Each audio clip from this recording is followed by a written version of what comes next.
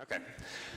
Good morning, everyone. It's really great to be here for the first OpenStack days in Ireland. I have been here before briefly, but I'm really excited that we have this event going on. And I just want to also echo what Haiti said and thank everyone that worked on this and made it possible.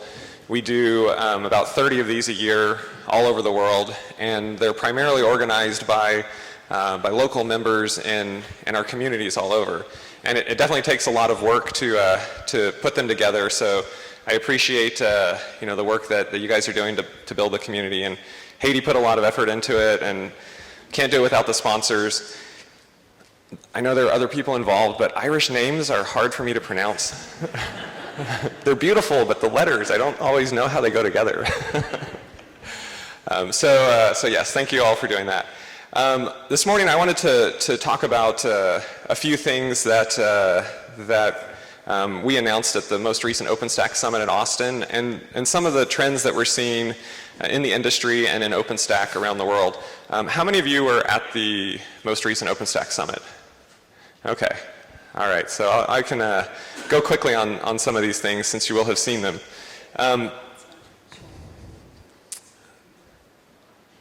Okay. You can't see any slides, just me. But at the most recent OpenStack Summit in Austin, we were back in Austin since we for the first time since we launched the project in 2010, and we ended up with 7,800 people at the summit in Austin, which was pretty amazing to see that growth happening. And the thing that was really cool about that was to see how the project has grown, how the global nature of it has grown, how many new companies are represented there, and to see also how the audience is including a lot of developers still, but also a lot of users who are really running the software in serious ways, and I'll talk about that a little bit more in a minute. We announced the latest release of OpenStack, which was the Mitaka release when we were in Austin. A lot of growth there as well. We had 2,300 plus developers that contributed to it. And I know we have some OpenStack development groups based here in Ireland. How many developers are here that contributed to the Mitaka release? Awesome. Yes. Well, let's give them a round of applause.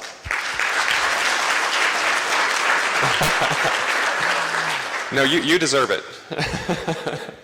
No, seriously though, thank you guys, because this is obviously what makes all of this possible is having cloud software out there that works. A lot of organizations contribute to it. One of my favorite trends in Mitaka was we had in the top 50 organizations in terms of the number of contributions, we had about 30 to 35% of them were end user organizations now. And it's really cool to see companies who are not just consuming the software but also helping to build what they use. Another thing that we announced, which was a really important step, was the Certified OpenStack Administrator program. And we hear often that one of the biggest things that is making it challenging for people to adopt OpenStack and to use OpenStack is just a scarcity of knowledgeable resources out there, OpenStack experts. So we've had a training program for a while with training partners all over, and I know we have some here in Ireland that have training courses as well. And the other side of the training is proof that you have the skills, so that as an individual you can demonstrate that you do, and as an employer you can go out and find the people that are going to be able to run your OpenStack environment the way you need them to.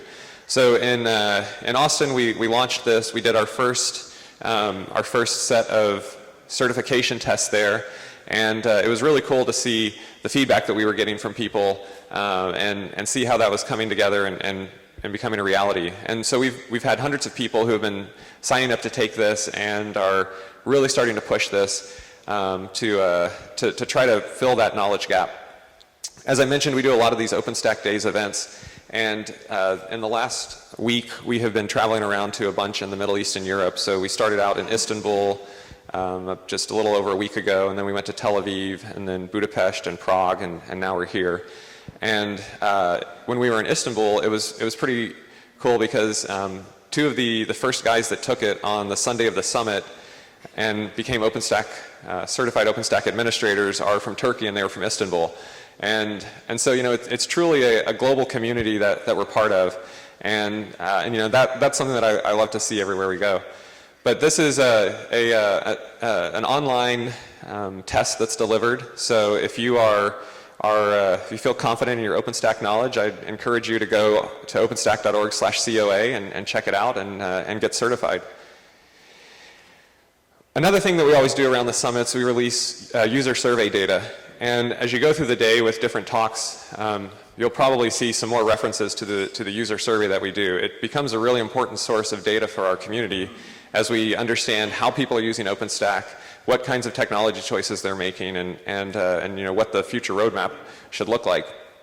But one of the stats that I think was really great in this most recent iteration of it was that 65% of the hundreds of deployments that were cataloged were reported as being used for production workloads. And that's a 33% increase in just the last year.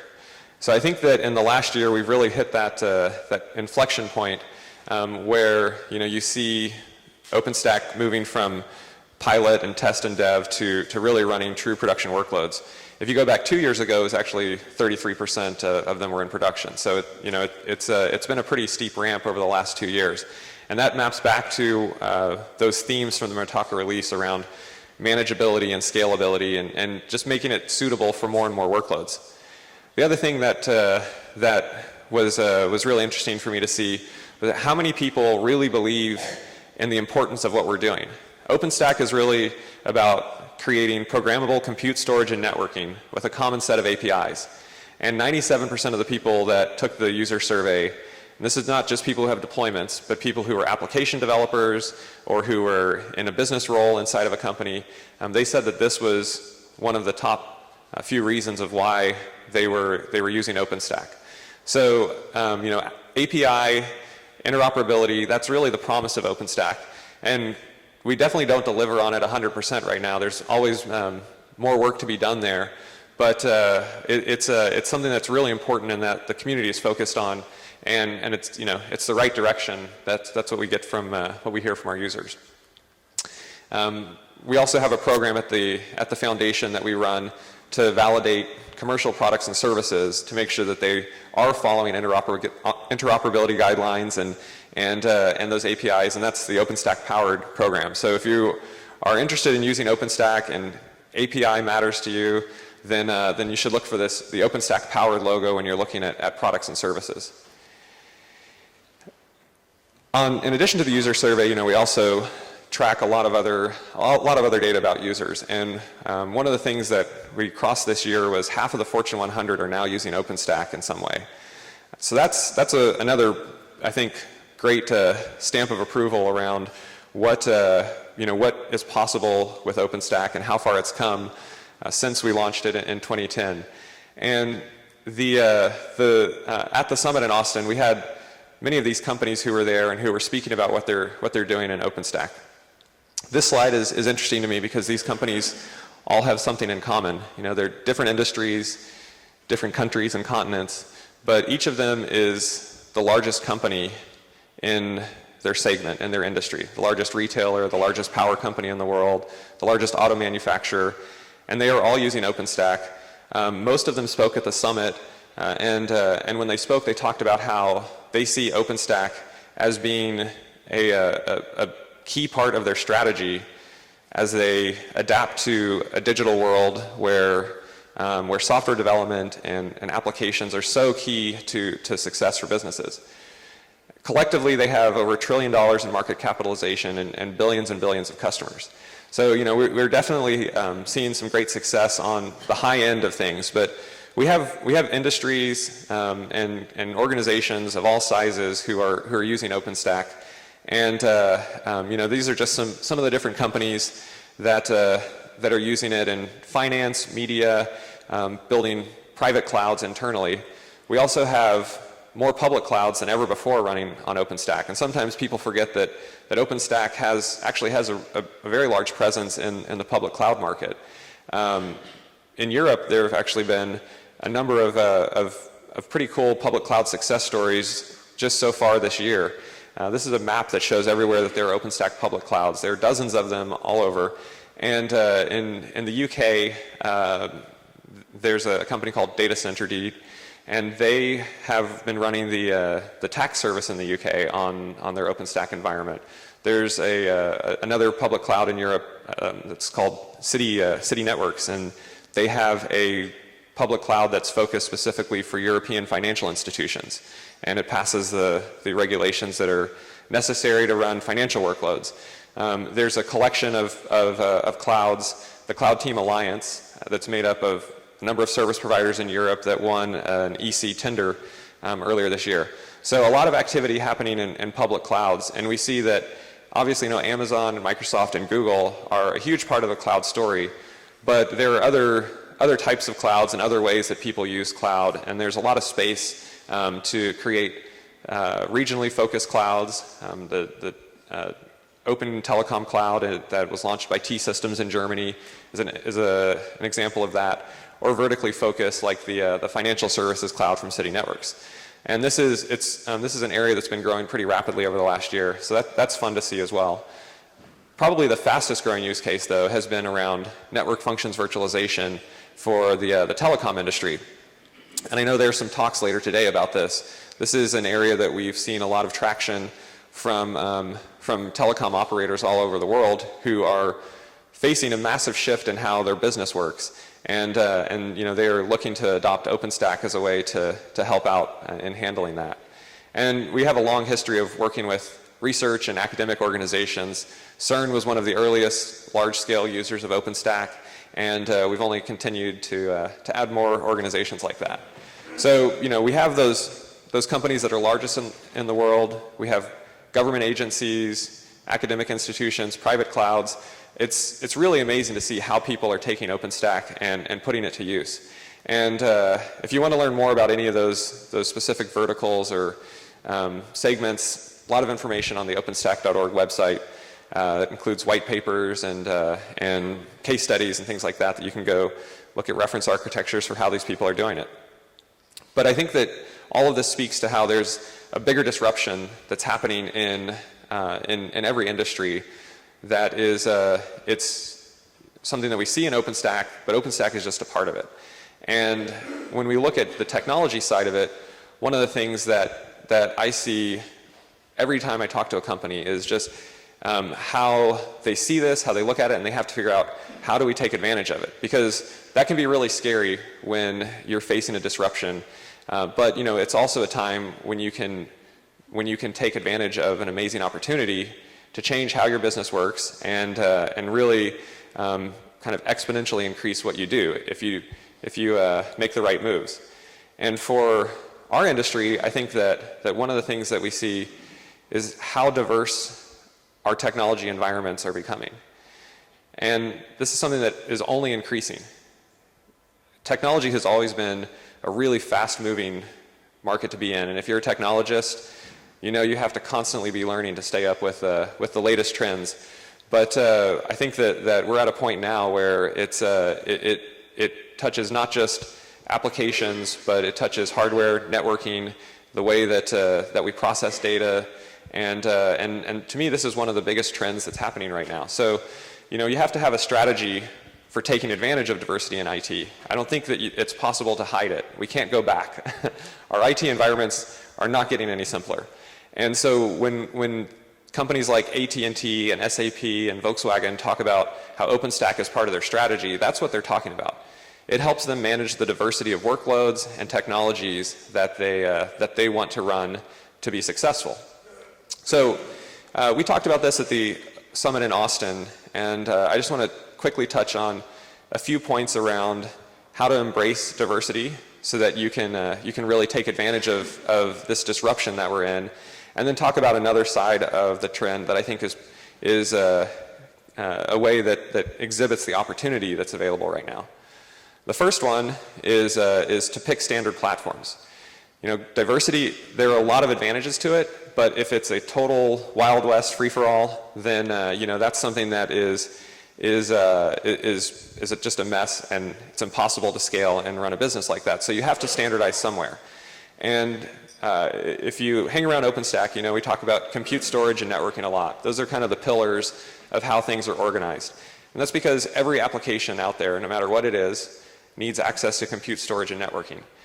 It can be a legacy application, it can be a cloud-native application, it can even be a serverless application. It still has to run on a computer somewhere. It still has to have access to those underlying resources. And so I think that, you know, as you look at picking platforms, there are several different layers that you can focus on to build some standardization into your environment.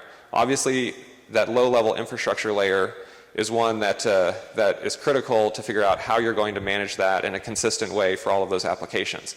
But then as you continue up the stack, more and more there are application primitives, database services, analytic services, potentially platform services, orchestration, things like that that are really valuable to give application developers and operators some automation, some ability to take advantage of the infrastructure without having to go manage servers individually. And then eventually, you know, you get to the point where you get to those serverless apps and those 12-factor cloud-native apps that really are not tied to any of the underlying infrastructure. When we were in Austin, SAP, which is one of the largest enterprise software companies out there, spoke about what they are doing with OpenStack and what they're doing with their software suite overall. Naoki Nayar runs their IoT division, and for them, IoT is not just phones and you know, little widgets that'll reorder Lucky Charms for you or whatever it is that you know, you have connected to Amazon. They're talking about Industry 4.0 and industrial IoT. And so they talked about specifically one production environment that they have, and it is running a factory for a manufacturing facility that operates off of Siemens MindSphere. And if you look at this, you can see they've got that application at the top, they have application primitives, and it sits on top of OpenStack at the bottom for the infrastructure. The second thing is to remember that, especially in a case like these massive companies, those new applications, they still need the data that's in the old applications. And so there are different ways that you make use of cloud. For some of them, you host an application just directly on a virtual machine. Sometimes the application can scale itself up and down, or sometimes you write it so that it's totally cloud native. Mario Mueller from Volkswagen talked about how they are doing this internally, because they have dozens of manufacturing facilities all over the world that have critical legacy applications running in them, and they're virtualizing those. But at the same time, they're facing technology challenges from Apple and from Google and from Tesla, and they have to change the way they write software so that their cars are smarter and smarter. In the US, there was a survey released in the first quarter that more cars came online as new mobile customers than phones in the first quarter of this year. So it's pretty crazy to see, you know, what we're looking at when we think about what is actually using compute, storage, and networking. And the third one, which is a really important one, is culture. This is an example that I've talked about before. A company that I talked to, they had a process. It took them 44 days to get from code to deployment because of all of the hoops that people had to jump through to get access to resources. So they wanted to implement a cloud to speed that up. And after they implemented the cloud, they were able to decrease it to 42 days, which is not a big win. And they realized that it was because they hadn't changed their culture and they hadn't changed their processes. And so there was still a requirement to have paper approval to get on the cloud. You know, you're basically completely misusing the technology at that point. Technology is critical, but you have to change the culture and the processes. And after they went back through, they figured out how to implement proper accounting, approvals, resource management. They were able to get that down to hours. And think about the change that provides when you can iterate that quickly and don't have a 6-week lag time built into your development process. So AT&T is trying to do this as well. You know, they're one of the largest carriers in the world. Their network traffic has increased 115,000% since the iPhone launched. And so they are in a completely different business now than they were a decade ago. But they had built that network on technology that changed very slowly. So this is an example of a company that has to change their culture, including the processes and how people interact with the technology, in addition to changing the underlying technology. So the other thing that I touched on briefly is how demand for infrastructure is exploding. All of those cars, smart thermostats, obviously our phones, our tablets, there's billions of devices that are coming online. And all of those devices, they continue to need to process, move, store data. One analyst predicted that we were going to need 400 million servers to do this, which seems like a high number to me. But let's say you cut it in half or even in quarters, and you're down to 100 million or 200 million servers that are going to come online in the next few years. You just cannot manage that box by box. You can't have administrators that are logging in and patching them and installing them and upgrading them manually. You have to have programmable infrastructure. And that is why I think when you look back at that survey stat, why so many people think that API and interoperability and that kind of programmable infrastructure is so important to their businesses, because this is the explosion that we're facing. And so with OpenStack, what we're really trying to build is an integration engine. And one of the important things that I think is that we have to keep in mind is that it's not just going to be about OpenStack. The OpenStack community is amazing, 50,000 of us in 170 plus countries around the world. But it's going to take more than just programmable infrastructure. As we go along, we have to do a lot more with the technology out there. So this is an analogy that I think is pretty interesting. If you go back 15 years, the internet was at this point where it was making this dramatic shift from being mostly static content to becoming dynamic, becoming a place where you could really do business and manage relationships and do things that previously you mostly did in person on the phone.